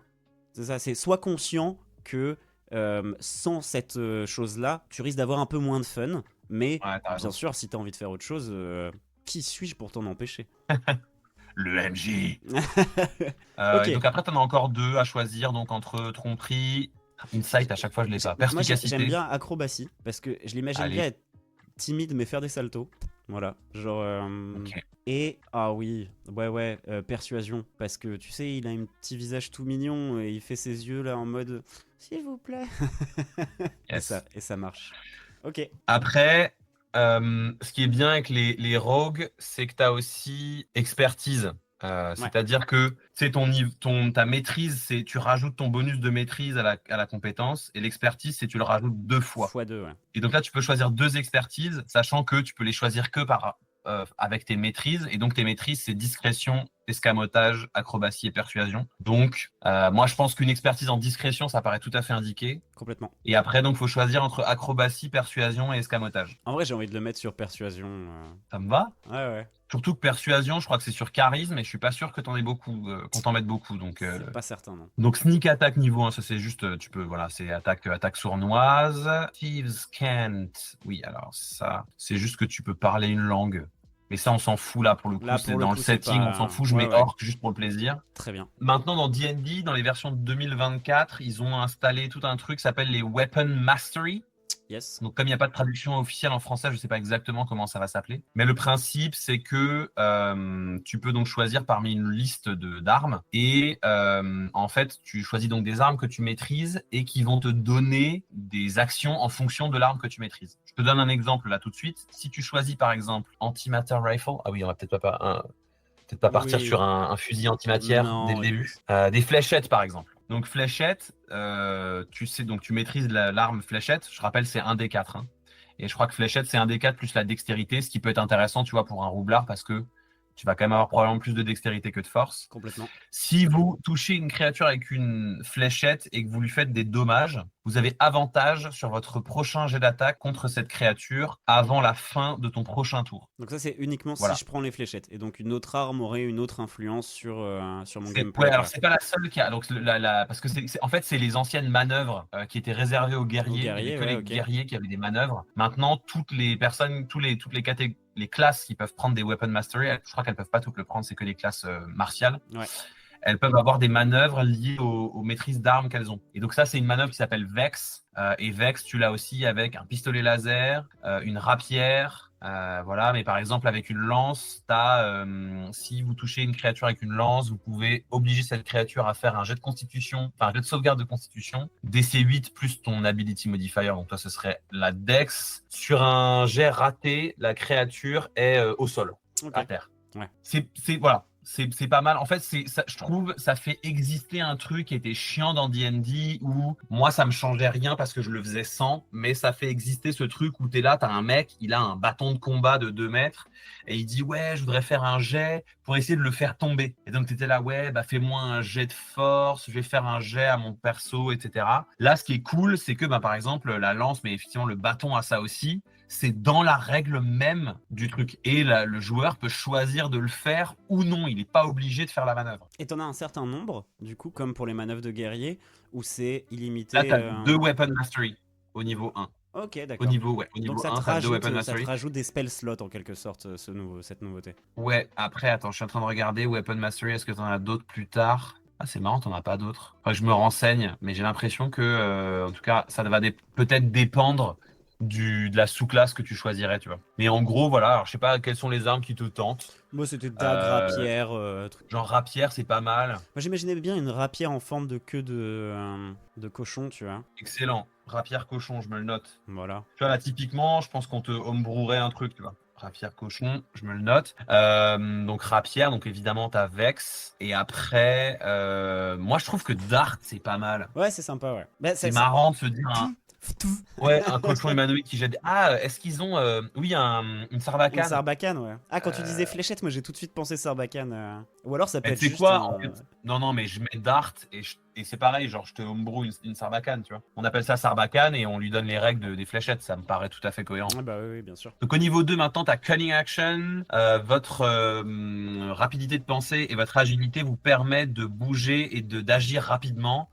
Tu peux, pendant ton tour, prendre tes dash désengagés et cachés en En action action bonus. bonus. Je crois qu'avant, c'était pas au niveau 2. Donc, mais c'est le truc classique du rogue, pour le coup. Ah ouais, c'est parfait. Moi, ce que j'aime bien avec Cunning Action, tu vois, comme conseil de, parce que ça, c'est vraiment un truc de combat, le côté bonus, action bonus, je peux me cacher vite fait, etc. J'aime bien rappeler aux joueurs que tu peux dans une partie tout à fait me dire, ouais, mais moi j'ai Cunning Action qui me permet de faire un truc en action bonus et que genre théoriquement une action bonus c'est censé durer 1 seconde. Donc c'est vraiment en mode genre moi je peux me faufiler en 1 seconde et rouler sous une table. J'ai cette compétence là, tu vois. C'est vrai qu'on n'en a pas parlé, mais est-ce que le fait d'être un petit porcelet humain m'apporte des trucs comme si j'étais un alphelin par exemple? Tu vois, le fait de pouvoir me cacher derrière une créature plus grande que moi ou des trucs comme ça? Bah, en fait, je pense que c'est une conversation qu'on aurait, mais on peut l'avoir maintenant. C'est ça qui est bien avec D&D Beyond. Tu peux aller. Moi, j'irais donc dans les espèces de D&D, et comme là, c'est un setup un peu particulier, on homebrewerait un truc, mais je pense qu'effectivement, j'irais sur. Ok, c'est un porcelet humanoïde. On va pas inventer une Je espèce. suis En fait, on va d'accord, ouais. partir d'un truc qui existe. C'est ça. Ouais, parce que en fait, c'était plus dans le déroulé de tes créations de perso quand tu accompagnes un joueur. Donc, du coup, tu commences d'abord par plutôt la classe, puis partir sur une race ou un truc comme ça. Ou est-ce que juste tu fais un peu tout en même temps et ça vient en fonction des envies, des machins Je suis pas mal le truc de D&D Beyond parce que je trouve, bah, c'est ce que je te disais sur AidDD. Moi, j'ai beaucoup buildé des persos sur AidDD et je me retrouve souvent à revenir en arrière. Bon, déjà sur D&D Beyond, le mec, on dirait qu'il fait la pub. Tu sais. Ouais. Tu peux aller de l'un à l'autre tout le temps. Oui, parce que Et en donc fait, au juste vu final, qu'on en a parlé que tous les deux, je rappelle juste D&D Beyond, donc c'est certainement tout le monde connaît, mais sait-on jamais. C'est un site qui est payant où on peut avoir des créations de fiches, etc., qui sont très bien structurées et on va pouvoir passer d'une page à l'autre en permanence et vraiment organiser les choses de manière très claire. Et Aide D&D, c'est le site avec toutes les infos de classe, de sorts, d'historique, enfin tout ce qu'il faut. C'est comme le Player Handbook, donc le livre de règles, mais entièrement disponible en ligne gratuitement. Et donc on se sert de ces outils-là pour créer les persos. Ouais, comme ça, on a les termes. ouais, non mais très bien. Toi, tu te sers de ça et Et tu vas de l'un à l'autre pour structurer ton truc. ouais, mais j'ai remarqué, et en fait, je comprends pourquoi l'UX de D&D Beyond est faite comme elle est faite. Mine de rien, ta classe, ça va quand même être le truc que tu joues le plus. Ouais. Donc même si tu sais ce que tu veux jouer comme espèce, tu veux aujourd'hui, et surtout avec le Player Handbook 2024, tu vois par exemple, donc je vais prendre Alphelin. Alphelin aujourd'hui, ils ont décorrélé les espèces des augmentations de caractéristiques, ce que je trouve très bien. Ouais, ouais, ouais, je suis assez d'accord. Donc en fait, tu as créature type humanoïde, size, t'as pas le choix, speed, t'as pas le choix, brave, donc vous avez avantage à tous vos jets de sauvegarde pour éviter la condition effrayée, Ouais, ce qui est, ça c'est fort, hein. s'il faut tabasser des dragons, c'est... On aime bien, ouais. Vous pouvez bouger à travers l'espace de n'importe quelle créature qui est plus grande que vous, mais vous pouvez pas vous arrêter dans cet espace. Ouais, c'est ça dont je parlais. Et t'as luck, évidemment, vous relancez les 1. C'est bien les elfes là, hein. Voilà. Ouais, parce qu'en gros, moi, c'est toujours ce que je me demande, comment t'équilibres quand tu homebrew ce genre de choses, tu vois, parce qu'entre quelqu'un où tu vas créer le perso de A à Z et tu vas forcément aller piocher des bonus pour qu'il soit aussi fort que quelqu'un qui avait une fiche plus traditionnelle, on va dire, tu vois. J'équilibre pas. Fuck. Ouais. Mais en fait, l'équilibre, c'est vraiment une illusion. Ouais, ok. L'équilibre, pour moi, hein, après, Ah, mais c'est là, hyper intéressant. je vais me C'est manger hyper intéressant. je vais me manger des fléchettes de tous les gars qui jouent hyper. Mon avis, c'est le suivant. Si, ça dépend évidemment, hein, ça dépend de. Mais si à ta table, il y a un joueur que tu as besoin d'équilibrer en permanence, ça veut dire soit que tu as vraiment fait un mauvais choix, machin, etc. Et donc, en fait, c'est facile. Soit qu'il y a un problème à ta table. Parce que, ok, tu veux un exemple concret, dans les épisodes qui vont sortir, c'est un combat final. Dans ce combat final, il y a un mec au niveau 17, 3 personnes au niveau 7 et un dragon légendaire. Et tout le monde a sa place dans ce combat. Tout le monde s'amuse, tout le monde raconte cette histoire. Il n'y a pas tu vois, il n'y a pas de déséquilibre. Bien sûr. En fait, je parlais plus en Même termes si, de frustration. En fait, tu vois, par exemple, ça m'est déjà arrivé en game d'avoir l'impression que mon perso était moins bien que celui de mes camarades. En mode, bah, c'était justement des homebrew, hein. J'avais ouais, moins de capacité, moins de bonus sur mes jets, moins de pas mal de trucs. Et c'est pour ça que je te disais, par exemple, là, pour le truc de Halflin, bah, c'est des petits bonus qui sont sympas, qui font un peu plaisir. Mais en fait, je pense que de toute façon, comme tu le disais, toi, t'es un MJ plutôt généreux et t'as pas besoin de rééquilibrer tout simplement parce que les fiches sont construites en fonction des joueurs et ils sont contents de ce qu'ils ont entre les mains, quoi. mais ce que tu dis est intéressant parce que là, tu parles d'autre chose. On parle plus d'équilibrage, on parle moins d'équilibrage de règles, tu vois, Ouais, il tout à faut que fait. le perso soit équilibré, machin. Et on parle là déjà plus d'un équilibrage de jeu à la table. Ouais, absolument. Absolument.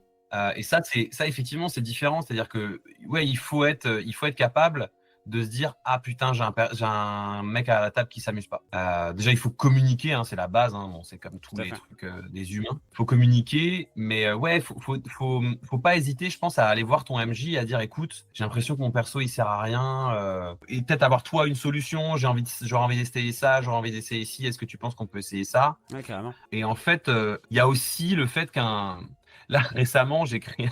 Ça me fait rire parce que pour une mini campagne qui va pas tarder, création de perso, je demande, ok, t'as envie de jouer quoi? C'est un truc plutôt où on joue des orques. Je veux jouer un orc nul et moche. Et donc, tu te dis, ok, comment je crée un perso qui est nul, tu vois? Et en fait, probablement qu'un perso nul, c'est très bien aussi, quoi. Clairement, Tu ouais. vois? Je pense que ouais, le perso qui est nul, c'est le perso que tu peux pas, avec lequel tu peux pas jouer. Après, voilà, des fois c'est frustrant, tu passes une soirée à faire des jets, il y en a pas un qui passe, tu sers à rien. Ouais, là ça peut être, tu peux être frustré, je peux comprendre, tu vois. Mais dans ce cas-là, c'est aussi au MJ parfois d'avoir le sens de se dire, ok, il y a une personne à ma table qui s'amuse pas, tu vois. Ah ouais. Euh, Et ce que je voulais dire, c'est si, peut-être ce que tu arrives à l'anticiper, Ouais, quoi. si on en rigole tous, que c'est marrant, que ça devient un délire et tout, pas de Ah bah ça, y problème. a aucun souci, Mais ouais. si tu vois un joueur qui commence à s'enfoncer dans sa chaise parce que c'est le 8e 6 qui lance, file-lui un avantage, donne-lui une inspiration, ça coûte quoi? Fais-lui un bisou. Ouais, mais ça m'est déjà arrivé hein, de donner. Après, moi, je fais partie de ceux qui pensent qu'un échec, ça donne tout autant de jeu, même plus des fois qu'une réussite. Ouais, je suis d'accord. Mais voilà, ça m'est déjà arrivé à des tables de dire, OK, le prochain jet, là, tu as un mec qui réessaye 3 fois de toucher le même truc. Je dis, OK, tu as un +14. Parce que là, vraiment, ta détermination est totale. La difficulté du jet, c'est 16. Ouais, faut juste pas Tu qu'il vois? fasse un ou deux, quoi. C'est ça. Donc, ça laisse une possibilité de toujours plus se marrer. Mais voilà, je pense que l'équilibrage, il se joue beaucoup là aussi, tu vois. Ouais, très bien. Bon, excuse-moi, on a un peu digressé du coup. Nos problèmes. Où en Donc, étions-nous? j'ai mis Alphelin. Je pense que là, on n'a pas le temps, mais ce que je ferais probablement, ce serait genre, j'irais dans D&D Beyond, je ferais copier Alphelin et j'appellerais ça porcelet humanoïde, et juste pour que ce soit sur ta fiche, quoi. Parfait, ouais. Aujourd'hui, donc, il faut choisir un background dans les fiches de perso, et c'est notamment les backgrounds qui portent, pardon, les augmentations de caractéristiques. Ok. Donc, tu as acolyte, artisan, charlatan, criminel, entertainer, farmer, garde, guide, etc. Donc là, on serait probablement plus sur. Il y a Gosse de rue, non, si je dis pas de bêtises? Un truc comme ça? Nope, Non, il y a c'est plus? finito ça. Ah non! Non, tu peux toujours le prendre, mais ça se passe pas de la même manière en fait. Oui, ok. Mais là, en plus, comme on est sur un setup un peu particulier de ce que je t'ai dit, je pense que on s'en foutrait un peu du background puisqu'on le connaît, tu vois, et qu'on irait chercher un truc qui correspond soit à ce que ton perso voudrait être plutôt, tu vois. Hmm. Soit, par exemple, ouais, ce serait quoi, genre s'il vivait dans le monde humain, s'il arrivait à s'en sortir, il aurait envie de faire quoi de sa vie? Je crois qu'il serait assez avide de connaissances. Il aurait envie d'étudier, tu vois, un peu rat de laboratoire, enfin pas rat de laboratoire, rat de bibliothèque. Alors très intéressé par le fait d'apprendre des choses, de se démarquer par ça. Ok, donc tu aurais ermite, sage. C'est marrant parce qu'en plus, c'est bien, ils sont pas du tout optimaux, entre guillemets, par rapport à, tu vois, par rapport à ta classe. Ce qui peut être chouette, tu vois, d'avoir quelque chose de pas optimal, de pas maxé, tu vois. Ouais, ouais. Bah, sage, je crois que t'as bibliothécaire dedans. Je sais pas si c'est toujours comme. Non, ça a changé. Ça a changé aussi. Tout a changé. Ça a changé, ouais. Mais je pense que ça, il va y avoir des ajustements parce que ça gueule pas mal du côté des joueurs. Ils sont là en mode putain, c'est hyper restreint. Mais c'est là aussi où il faut genre être large, tu vois. C'est clair. Donc, il y a Scribe aussi. Ah, c'est pas mal, Scribe. Scribe, c'est quoi? Dextérité, intelligence, wisdom. C'est parfait, ça. Parfait. On va faire Scribe. Tu gagnes Skilled parce que tu en as beaucoup maintenant qui ont des dons originels. Ok. Donc là, tu gagnes 3 proficiency en plus. Ok. C'est vraiment C'est pas mal, ouais. soit des skills, soit des outils. T'as le choix entre skills ou outils? Ouais, en gros, là, j'ai une liste hyper longue. Tu peux avoir une maîtrise des outils de charpentier, de tromperie, de dressage, d'outils d'alchimiste, de lyre, de lutte, de nature, de flûte de pan. Attends, t'as dit truc de bibliothèque. Ouais. Donc, j'ai envie de dire, le gars, il va lire des bouquins ou il a essayé de trouver des bouquins ou il veut lire des bouquins. Donc, on va dire, allez, histoire. Oui, oui, complètement. Est-ce que ce serait pas juste, Euh, en fait, c'est la première fois qu'il parle. Le truc n'a jamais parlé, il a jamais pu s'exprimer. Et en fait, malgré sa timidité, le fait de pouvoir interagir avec les 3 autres personnages avec qui il est enfermé, il découvre de nouvelles histoires, les autres leur racontent leur vie, et il est en mode, mais c'est trop stylé en fait de découvrir des choses. Et il a Ouais, et en juste. même temps, pour le côté jouable et TGCM, on dirait genre, ils ont eu la parole du premier coup et ça fait partie du mystère, tu sais, on sait pas trop pourquoi, est-ce Ouais, qu'ils ouais, bien direct sûr. ils savaient parler et tout ça. Donc oui, oui, complètement. Histoire, c'est totalement cohérent, Parfait. sachant que histoire, c'est vraiment, on est vraiment sur, tu sais, la connaissance du passé. Ouais, Et ça peut être ça, le gars, il connaît des choses. Ça peut être un jet où genre, vous êtes dans un endroit et puis, il a un souvenir, et ça lui revient et on va ok, être là-dessus, tu vois. ouais, trop bien. Je pense qu'il pourrait avoir compris quand même parce qu'il était quand même vraiment en prison. Oui, il a dû apprendre un peu à mytho, etc. Voilà. Et allez, un petit instrument pour le plaisir. Ah, ou survie. Ça Ou semble. religion. Ah, je le vois plus survie que religion. Allez, survie. Donc les ability score, on va faire +2, +1, j'imagine. On va mettre le petit +2 en dex. Et du coup, comme tu as pris histoire, on va mettre le +1 en intel. Ou en sagesse pour maxer la perception. Ah, ça peut être pas mal aussi. Moi, j'aime bien ça. Allez. Parce que comment tu répartis, toi, tes points d'attribut? T'as une méthode Euh, favorite ou. Au début, je faisais ça au jet de dés comme un porc, et en fait, Ouais, c'est débile. Je fais ça je fais ça au point buy.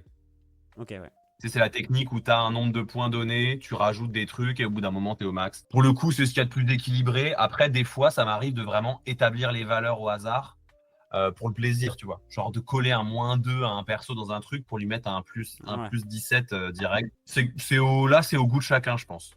Ouais, je suis assez d'accord. Moi, j'aime bien aussi la technique, tu sais, de prendre, je crois que c'est 8, 10, 12, 14, 16 ou quelque chose comme ça. Ah ouais, les setups direct, ouais. Et en fait, tu Non, les moi, j'aime répartis bien en le fonction point des buy, tu persos. vois. Et après, je viens rééquilibrer en fonction de ce qu'on se dit avec le joueur, de ce qui l'intéresse le plus. Mais tu sais, ça me donne juste une structure de base Oui, oui, pour lui oui. donner une petite idée. C'est surtout pour les débutants en fait que je fais ça parce que ça leur donne tout de suite des valeurs où ils vont pouvoir les poser où ils veulent. Mais en fait, c'est surtout que je suis dyscalculique et que le point buy, ça me fait paniquer un peu. Ah, Le, Voilà. le, le point buy de D&D Beyond est parfait. Ouais, Je fais vraiment la pub de ce site, c'est hein. fou. Tu sais, dans 2 secondes, je vais avoir une petite sponsor qui va apparaître sur le coin de mon écran. J'aime beaucoup. Il est pas que payant, il est gratuit aussi, hein. Tu peux accéder Ok, gratuitement. T'as juste une quantité de ressources limitées et tu peux faire qu'un certain nombre de persos. Mais par exemple, je vais t'envoyer la fiche après, tu pourras l'utiliser. trop bien. Bah, à la limite, je pourrais presque la mettre en PDF et puis la filer à qui voudra la tester. Parfait. Qu'est-ce qu'on va lui mettre? Alignement. J'ai envie de le mettre neutre. C'est genre comme il est nouveau dans la vie, il est neutre. Ouais, ça pourra se redéfinir par la suite. La foi, on verra. Ouais, On n'est pas obligé. Lifestyle, on s'en fout complètement. Parce que moi, l'argent, tout ça, en début de partie, je m'en occupe pas trop. mhm. Des fois, les joueurs arrivent dans des échoppes, ils sont là, mais on a de l'argent, et je sais par rapport à l'échoppe, je dis genre, vous avez 50 pièces d'or, et puis ils se débrouillent, tu vois. Ouais, bien sûr.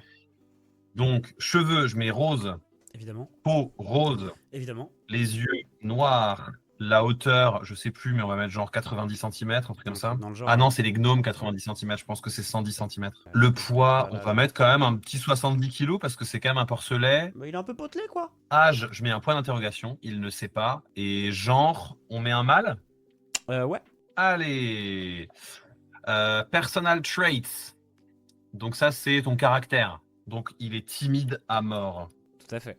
Mais, en même temps, très intéressé par les histoires des gens. Curieux. Timide, curieux. Ses idéaux, qu'est-ce qu'on peut lui mettre? Devenir un membre utile de la société. Oui, tout simplement. Juste en sortir, en fait. Je crois qu'il Qu'il veut juste rester vivant et entendre des histoires et devenir respecté si possible, quoi. rester vivant.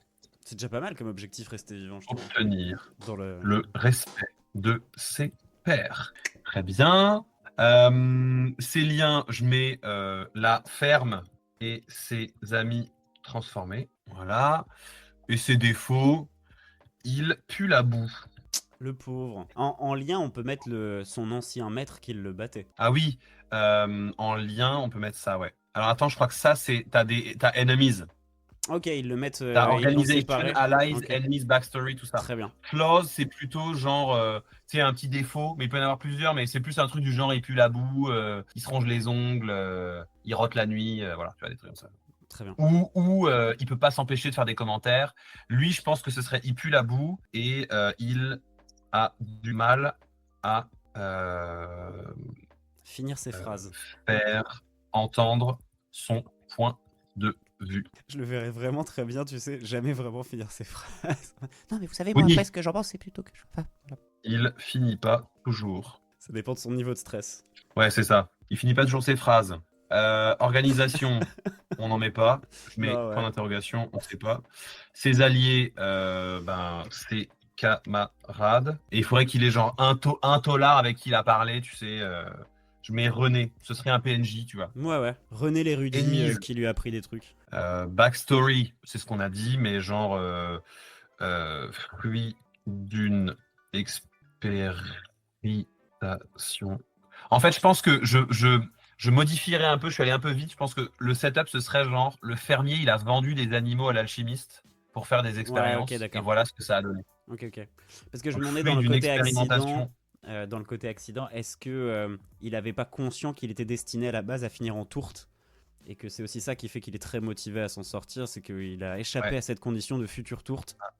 Échappé à l'abattoir. Ouais, il a échappé à l'abattoir. Ouais, ça, c'est bien. Ça C'est suffit. bien, on se comprend, ouais.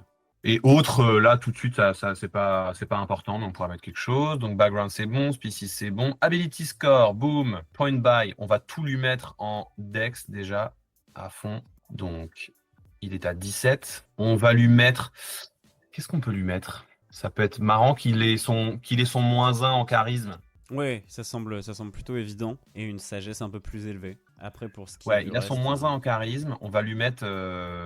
Ça peut être marrant de lui mettre, genre, il a un bonus en sagesse, donc on peut lui quand même lui mettre 13. Ça lui fait un petit 14, ça lui fait un +2.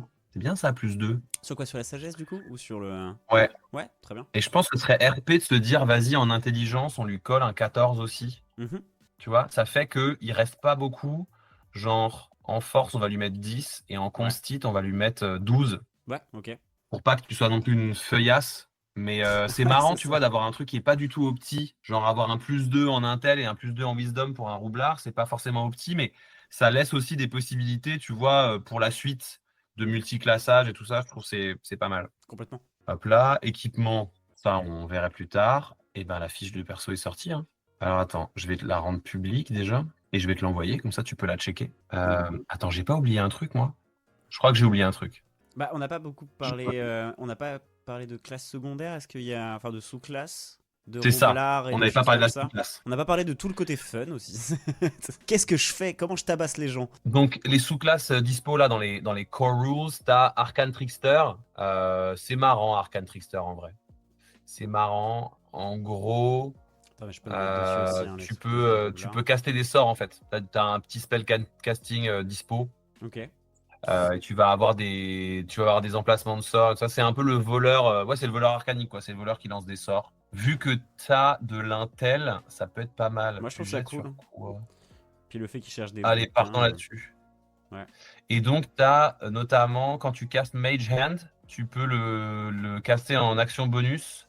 Ok. Tu peux faire en sorte que la main spectrale soit invisible. Allez. Et c'est un Tu peux la cantrip, ça. contrôler en action bonus. Et tu peux faire avec tes jets de dextérité. C'est vraiment genre pour voler des trucs à distance avec ta Mage Hand. C'est vraiment cool. C'est très bien. Ça me plaît beaucoup. Et bah allez. Et donc ouais, c'est Wizard Cantrips, donc c'est vraiment sur l'intel, je pense. Bah attends, je vais checker tout de suite. Je vais mettre genre L'intelligence. oui, bah de toute façon, magicien, je pense que c'était ça. Donc c'est bien Ouais. qu'on ait mis un petit +2 en intel, C'est c'est parfait. cool. Ça fait que tu vas pas être un monstrueux lanceur de sorts, mais ça te fait quand même un petit truc, quoi. Je sais faire. Alors, tu peux apprendre. En cantrip, tu peux apprendre Acid Splash. Acid Splash, c'est des dégâts, hein. Très bien. Booming Blade. Booming Blade, c'est vraiment bien.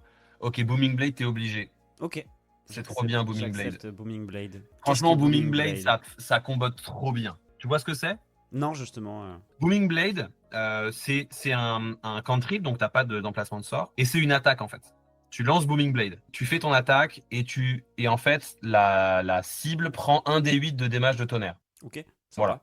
En fait, tu fais vraiment ton jet d'attaque voilà. Et ensuite, si la cible bouge, elle reprend 1d8 de dégâts de tonnerre. Donc, quand tu es un voleur et que tu peux te désengager en action bonus, tu viens, tu tapes Booming Blade et tu te casses. Et si le gars veut te suivre, il est obligé de se manger le 1d8 de dégâts supplémentaires dans la face. Sympa. Sachant qu'en plus, quand tu montes de niveau, genre au niveau 5, tu peux coller 1d8 de dommages en plus. Donc, c'est vraiment cool. Propre. C'est vraiment cool. Ouais. Et genre, si tu me disais, est-ce que je peux utiliser Booming Blade avec ma Sarbacane, moi, en tant que MJ généreux, je te répondrais oui. Bien évidemment. Normalement, non, mais tu vois. Oui, mais c'est le genre de truc. T'as quoi? T'as message. Message, c'est marrant. Message, c'est utile cool, ouais. pour du RP. Ouais. T'en as pas beaucoup, donc faut qu'on. Parce que là, du coup, j'ai quoi? J'ai Mage Hands. Voit. Bah, en fait, ah non, attends. Niveau 3. Ouais, j'en ai 3. C'est 3 sorts mineurs et 2 sorts de T'as niveau 3 sorts 1. mineurs. Mage Hand, t'es obligé. Ah oui, bah, sort mineur, on peut pas plus. Et donc maintenant, il faut. Ouais, t'as Mage Hand, Booming Blade et message, c'est vraiment cool. Super. Après, tu peux avoir illusion mineure aussi. Oui, ça je le fais de temps en temps. Modèle à terre, Rajouter un jet de petit truc en poison, plus. rayon de froid, poignée d'éclair. Bon, de toute façon, tu peux les enlever, les remettre, hein. C'est ça. Là, on est Moi, je sur trouve que du- c'est pas mal, message. Message, c'est super cool. Surtout si personne là dans la team, c'est vraiment trop bien qu'il y en ait un qui l'ait en étant Surtout un peu un bêta. mec caché quelque part qui observe un truc et qui envoie des messages, c'est toujours pratique. Bah, Et donc après, t'as 3 sorts de niveau 1 que tu peux apprendre, je crois. c'est ça, mais seulement deux spell slots. Donc, absorbe les éléments, alarme, burning hands, catapulte, cause fear, charme personne, orbe chromatique, Charme personne, ça me détection de semble la bien. magie. Charme personne, j'aime bien. Ça va avec ces petits yeux tout mignons de je vais vous attendrir le cœur. Allez, charme personne. J'ai l'impression que détection de la magie, ça peut être pas mal aussi pour ce type de perso un peu enquête, machin. Ouais. C'est un sort qui est utilitaire, qui fait pas de dégâts, mais qui est utilitaire, quoi. De toute façon, mes dégâts viendront surtout de mes attaques de roublard. Ouais. Ça, c'est du petit bonus. Moi, je prends toujours un sort de merde en général. Détection de la magie. Voilà, après, t'as plume, nuage, la graisse. Graisse, c'est bien graisse pour un petit cochon. Allez, graisse, c'est marrant, surtout pour un petit cochon. Parfait. Voilà la petite liste de sorts. Inventaire. Donc là, on a graisse, charme Ouais. personne. Et c'est quoi le Et troisième? détection de la magie. Détection de la magie, ok. Je pense que c'est bien, détection de la Ouais, je magie. suis d'accord. Ok, on va te mettre de l'équipement. Manage inventory. Je vais te trouver une petite rapière. Rapière de base que tu peux renommer comme tu veux en fait. Et comme j'aime beaucoup l'idée de la queue en tire-bouchon, je te mets une rapière +1. Parce que voilà. C'est Rapière cadeau. +1 et manage inventory. C'est quoi? Darts. Et pareil, comme j'aime beaucoup la Sarbacane, Dart +1. Allez, parce que pourquoi pas. Ils sont tous les deux équipés. On va les renommer. Donc Dart +1, on va appeler ça Sarbacane. Oh là, je vais me faire une vanne à moi-même. Comme c'est une Sarbacane magique, c'est une Sarbarcane. Sarbarcane. Bah oui, bien sûr. Voilà, et la rapière +1, c'est l'épée tire-bouchon. Parfait. On peut l'appeler juste tire-bouchon en fait. Tire-bouchon, c'est son petit nom. Hop là, voilà, Sarbacane, tire-bouchon. Donc dans les actions, voilà, t'as un petit +6 à la Sarbacane, un des 4 +4, et tire-bouchon, un des 6, un des 8 +4. Franchement, Ça tabasse. bon perso. Ouais, sympatoche. Features and traits. Voilà, hop, on rajoute la petite inspiration héroïque de début de partie. Et bah écoute. Et bah trop bien. Ok, et ben on a tout ce qu'il faut, merveilleux. Bah voilà, tu peux jouer ce petit porcelet. Bon, qu'à 21 PV, hein, c'est quand même une feuille. Hein. Ouais, bah va falloir que je me cache bien dans les ombres pour pas me faire choper, mais c'est un peu tout le principe du perso, donc... Mais du coup, j'ai vraiment envie de le jouer. Va falloir que je trouve quelqu'un pour qui fait une campagne avec des animaux humains. Mais si jamais j'ai l'opportunité, évidemment, je le sortirai immédiatement. Bon, après, ce qui est bien, c'est que mine de rien, tu peux le mettre dans n'importe quel setting. Hein, pas besoin de trouver vraiment de. En vrai, tu changes un peu de race et de trucs comme ça et tu joues un personnage proche, ouais. Complètement. Et bah trop bien. Écoute, ça fait 1h50 déjà qu'on papote. Donc je vais peut-être te libérer tout simplement. Mais pour terminer, peut-être que tu as des actus à nous donner, que ce soit pour Amour, Gloire et Dragon, mais aussi pour toi. Parce que bah, je sais que tu joues aussi en Alsace. J'ai vu des trucs sur Colmar, sur Strasbourg ou peut-être ailleurs. Donc instant actu promo. Encore promo. Ouais. Yes. Le 30 novembre, je suis à Colmar pour le mondial de l'impro dans le cadre du Festival de l'humour de Colmar. C'est le plus gros festival d'humour d'Alsace. C'est genre 5-6 jours. C'est une salle de 1300 places. C'est un gros machin. Ça fait 3-4 ans qu'on fait le mondial. C'est vraiment cool. C'est une chouette soirée. Bon, il y a quasiment plus de place. Il doit en rester une cinquantaine, même pas. Mais voilà, s'il y a des gens qui sont encore motivés pour le 30 novembre. J'ai pas mal de spectacles comme ça sur les week-ends et tout ça un peu à droite à gauche, dont j'ai pas les dates par cœur en tête là tout de suite. Et en actu Amour, Gloire et Dragon, bah là en ce moment on est comme disent les Américains, on grind. Hein. On essaye de trouver notre public de plus en plus, de rencontrer ces gens-là, et on prépare pour 2025 des sessions en live sur scène. Avec des gens dans le public, ça c'est vraiment. Je pense que c'est la grosse question que tout le monde se pose. Ouais, c'est un objectif affiché depuis le début. C'est juste que on veut faire ça bien, quoi. Évidemment. Pas envie de faire ça à l'arrache dans un truc.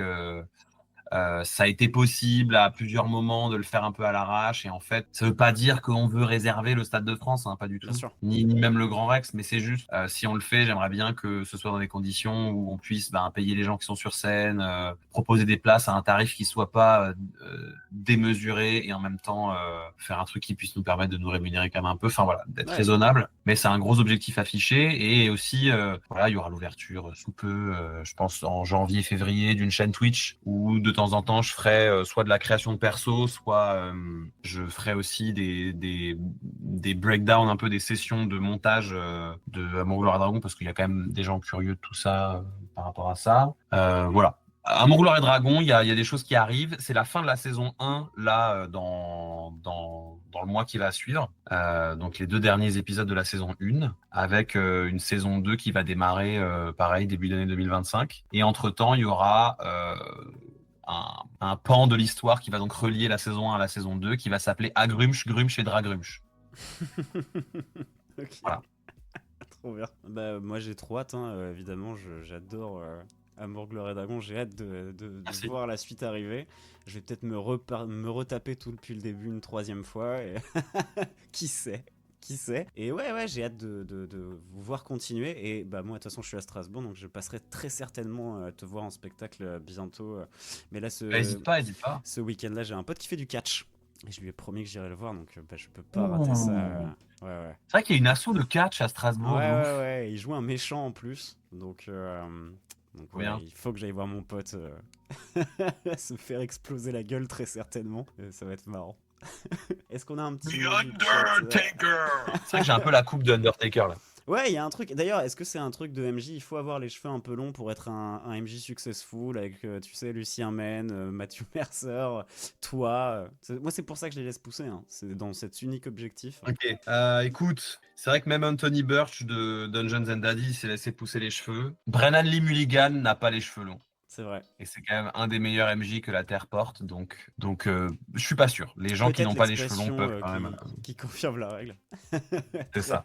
Bon, et bah les amis, on va peut-être vous laisser. T'avais un dernier Merci mot pour l'invite, Étienne. Merci beaucoup. Bah avec plaisir. Bah, c'est toi qui m'as contacté en premier. Hein. J'étais vraiment très content. Bon après, je vous ai fait un petit appel du pied sur TikTok. Mais, il faut nous appeler du pied. Ouais. À vrai dire, j'ai découvert par un de vos abonnés que je vous avais ramené du monde sur Discord. Ça m'a hyper flatté de savoir qu'il y avait mon nom qui avait été cité sur Discord et j'ai découvert ça par la suite. Donc ouais, super cool. Et puis qui sait, on sera peut-être amené à faire d'autres trucs à l'avenir ensemble. Ce serait sympa. Et puis avec plaisir. Gros bisous au chat.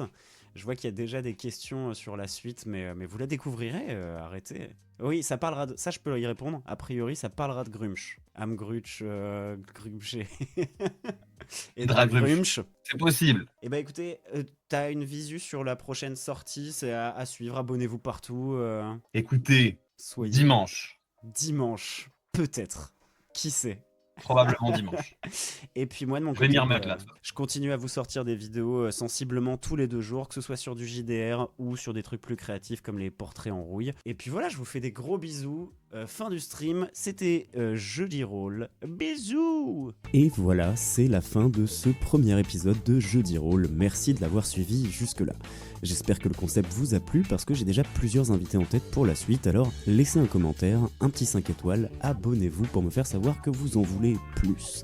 Vous pouvez aussi me retrouver sur TikTok et Instagram, c'est Etienne Carré-du-bas, et il ne me reste plus qu'à vous dire bisous.